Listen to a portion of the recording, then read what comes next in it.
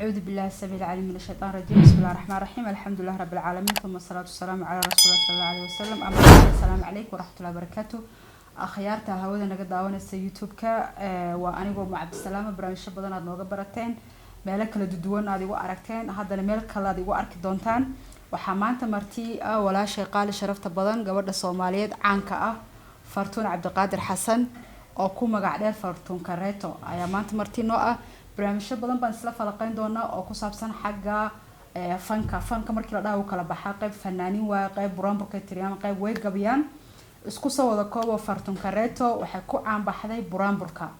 buraanburka marka qofka markuu erayada tiriyo waxa laga yaabaa waxyaalo badan maskaxdiisa ka dhex guuxaysa maadaama waxaan Ilaahay talent u siiyay ay tahay kolba wixii maskaxda ku soo dhacay qofka inuu marka ka jawaabo haddii saaxiib loo heesayo iyo haddii saaxiibad loo heesayo ama loo buraanburayaan dhahaan eraygan saxo iyo haddii siyaasad loo buraanburayo iyo haddii qof aad jeceshay u buraanburayso qofka Ilaahay heybada siiyo markasta erayo ayuu ku cabiraa afarley bay Soomaali dhahaan buraanburkuna ka sii baaxadweyn yahay marka qofka erayo buu Ilaahay maskaxdiisa ku soo ridaya erayadu marka amaanti uu ku gudbinaya laakiin dad waxa iska jira iyagana nooc kale hadalkii u fasira Soomaali waxay ku mahmaahdaa hadal waa margiyo kale hadalka sidiisaba haddii qaybta wanaagsan laga qaato qaybna intii la soo qaato la kala sarrifo oo xumaata laga dhigo dabcan wixii waxay noqonaysaa waxaadan adiga ka dhigin in lagaaga dhigo marka Fartuun buraanbur waxa jira hadda ka hor ay buraanburtay buraanburkaasna bulshada qayb kamida ay si xun u fahmeen horta intaanan gudagelin su'aashaas Fartuun baan soo dhaweynayaa iyada ayaa faahfaahin iska bixin doonta nafteeda iskiin bari doonta goorti buraanburka bilowday iyo waxa ku dhaliyay ayaan ku hormari doonaa Fartuun soo dhawo ayaan ku leeyahay waa dhawaha walaashii macanto insha Allah tabarakallah aniga magacayga Fartuun Cabdiqaadir Xasan baa leedahay sida caado dadka ii qanaan Fartuun Kareetan ku magac dheerahay buraanbur aniga hooyaday baan ka dhaxlay cid kastana igu taqaanaa way ogtahay oo hooyaday baa buraanbur jirtay abwaanimada iiga tagtay waxaybado Ilaahay ii dhaliyay inkastoo ay tahay hadana hooyan diilada badi aan ka helay iyo geesinimo inaan buraanburan mujtamaca la soo dhex istaaga ah Ilaahay jannada raxmaanka ka waraabiyo amiin aniga buraanbur waxaan bilaabay hooyaday meeshan waxay ka tagtay 15 meelahaas 14 iyo dhamaad ugu dambeyn 15 Ilaahay ha naxariistay bisha afraad shanaadna way dhimatay 8 bilood camal ay naga maqneed meelahaasan inaan mujtamaca soo dhex istaaga bilaabay ilaa haddana waan wadaa ما شاء الله Fartuun جزاك الله خير waxay noo sheegtay inay hooyo ka dhaxashay dabcan wax badan baa la kala dhaxlaa cilmiguna ama maxaa la dhahaa heebadu Ilaahay dadka siiyay waa hididiilo waxyaalo waxa jira isirka laga soo qaato sida mujaahidnimada qofka inuu leeyahay qof self confidence qof hadaad ba aragtid bani aadan hortaagan oo laba eray sheegaya koow wuxuu qabaa self confidence laba wuxuu Ilaahay ku manaysto banaanka soo dhigaa qof kala duu dhaw waan qaadanay xitaa ma qaadan kartid because waa heebad Ilaahay siiyay waxaan leeyahay ma sha Allah Ilaahay ku ziyaadiyo Ilaahay ku barakeeyo hooyana Ilaahay u naxariisto Fartuun waxaan ku weydiinaa markii ugu horeysay buraanburka eray nooceed ku bilowday ma qeyro waxa ku haysay xanuun badan mise qeyro jacayl mise qeyro farxad horta buraanbur populationka iyo dadka mujtamaca ah ee muuqda aan la soo dhex istaago nolosheedii waxa ii wareysay MB-geena kamkoonji markii la dooranay ما شاء الله markii hore dhibka uu gaar aad aan waqtiirooda buraanbur badan ka sameeyay oo waxaan la saarnaa baabuurta markii dambe doorashada loo sameeyayna buraanbur badan oo sameeyo buraanbur populationka aan la soo hor istaago buraanburkaas ay wareey buraanbur alifid aniga 9 sano jiray markaan buraanbur alifay واو ما شاء الله 9 sano jirtay iyo hadda farqiga u dhaxeeya ما شاء الله cimri dheer iyo caafimaad badan Ilaahay kaaga baryaaya Fartuun markii laga soo tago buraanburkaas waqtigii aad bilowday in badan baad buraanburka ku dhex jirtay caqabadaha buraanburkaad kala soo kulantay ama farxadad kala soo kulantay gadaal baan ka weydiin doonaa su'aasha hadda aan isleeyahay walaasha weydii haduu Ilaahay raali ka noqdo Fartuun buraanburka maadaama wanaag badan lagu tiriyo dadka qaar koodna xumaatay u qaataan buraanbur waxa jira in badan lagaaga falceliyo buraanburkaas oo ah Kenya golo xaasid waaye oo xigaalo male maxaa ogala jeeday horta Kenya waa meesha aan 12 sano joogo oo ku noolahay wadan xaasid ma ahan wadanka iyo dadkiisa ogala ma jeedin inay golo xaasid yihiin ee waxa jiro anaga Soomaaliya hadana sida caadada ah waxa maqli jiray darbi Kenya iyo dadka Kenya dugsi male hadda ka hor ma maqashay inta yaray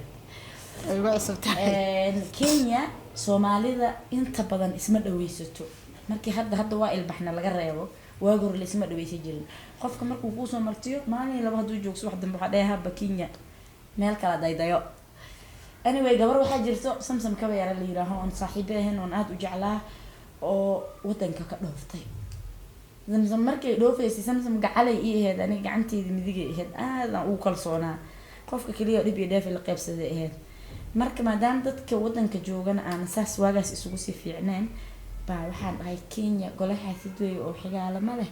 dadka qofkii kuu xigaa dadkaaga Soomaaliyeed qofkii kuu xigaana way saxariifinaa it means maanta hadaad baahan tahay ama aad dhiban tahay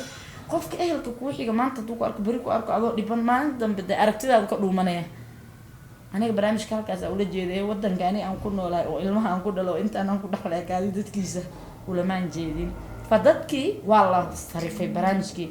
Kenya golaha sidoo xigaal ma leh dadka marka qaar aan isku fiicanahay oo wadanka u dhashay waxay weydiinayaan way asaas u dhaxday maxaa laga hadlayay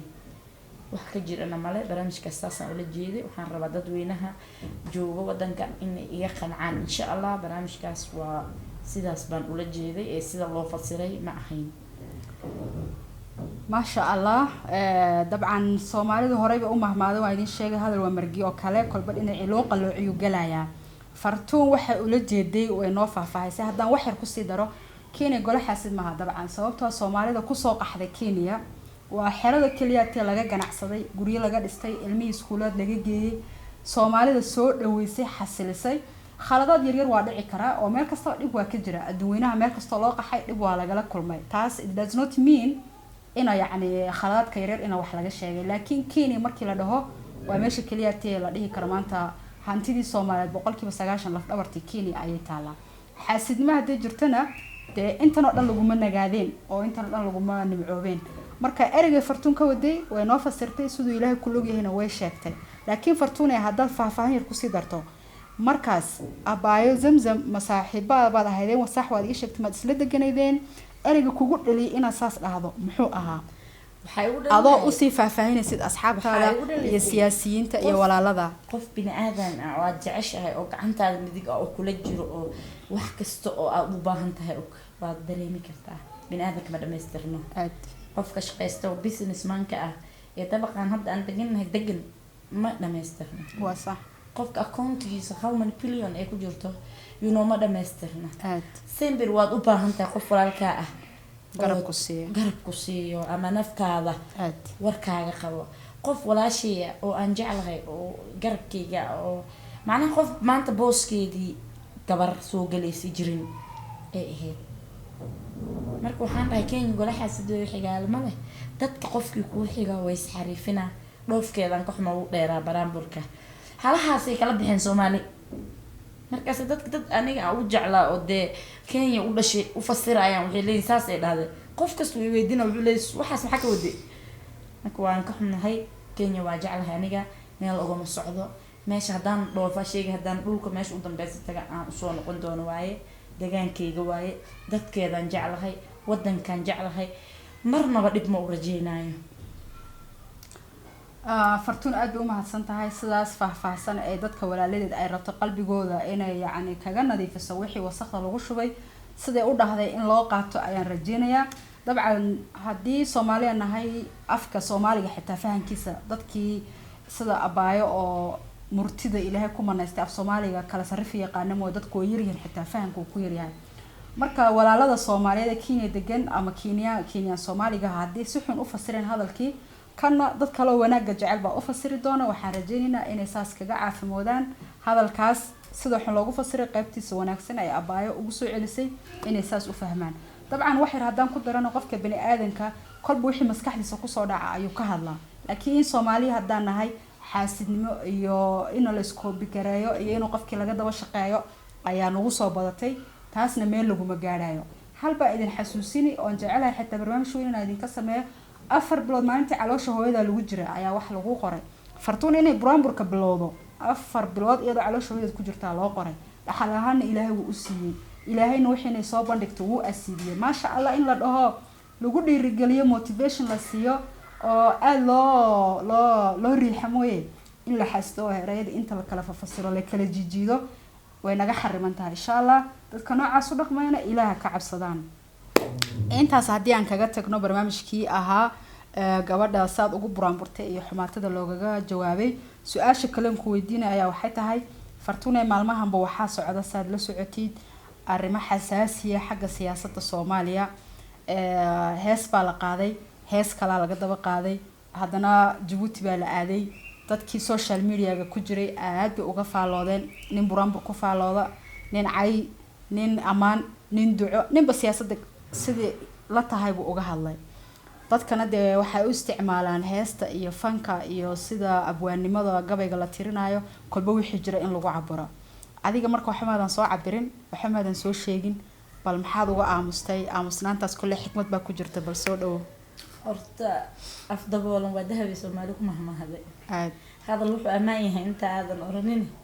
afka haduu ka soo baxo yiri abwaanka adigu uma arrimisid umadu u dhaxeeya si fiican intaas waa macnaha hadalka inaad ilaashato sax mid kale xaaladda siyaasadeed hadda Soomaaliya ka jirto aadi arkay ku jirtaa zaaid ay u dheereynaysaa marka mararka qaar qof waxba la gudboon abwaanba wax buu arkaa aniga siyaasad inaan ka aamuso ay soo baxday wadankan aan joogo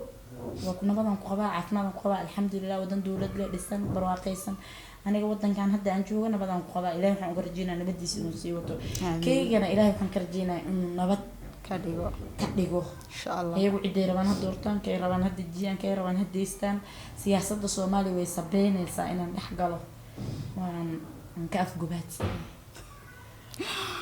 ma sha Allah Soomaali hore way u dhahday af aamusan waa dahab waa sax rasuulkuna wuxuu dhahay alayhi salaatu wasalaam xadiis baa wuxuu ahaa qul khayran oo liyasmud ama wax khayra sheeg ama iskaba aamusba anoo fartu sii qodaynaya hadaan dhaho dadka si uga jawaabeen si ka yar duwan oo khayr ku jiro labado eray inaad tiriso ma fiicnaan lahayno wallahi waxa Soomaali anaga waxa golahan meelaha waxaan ka imaanay inta jubooyinka waxaan dhanaa waxaan fiiri waxa ka sheefir abwaan marka tahay horta especially abwaanada baraanbura marka tahay waxaad u dhaxaysaa Soomaali weyn aad sax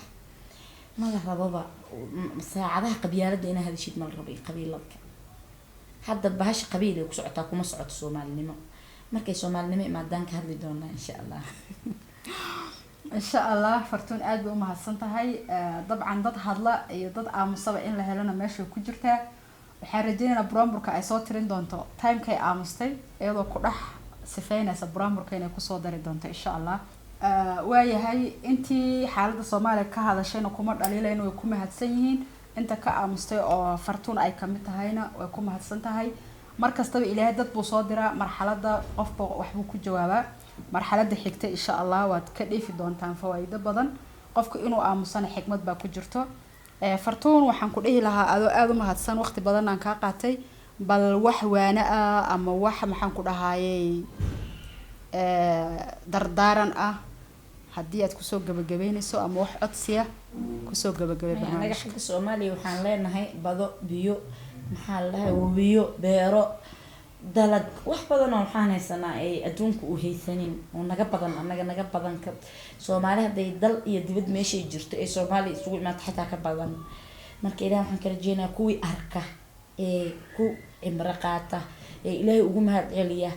wax ka dheefa horta inuu ilaahay naga dhigo aamin oo midda siyaasadda ilaahay subhanahu wa ta'ala uu naga dul qaado aamin ya rab siyaasad ilaahay naga dul qaado maadadaas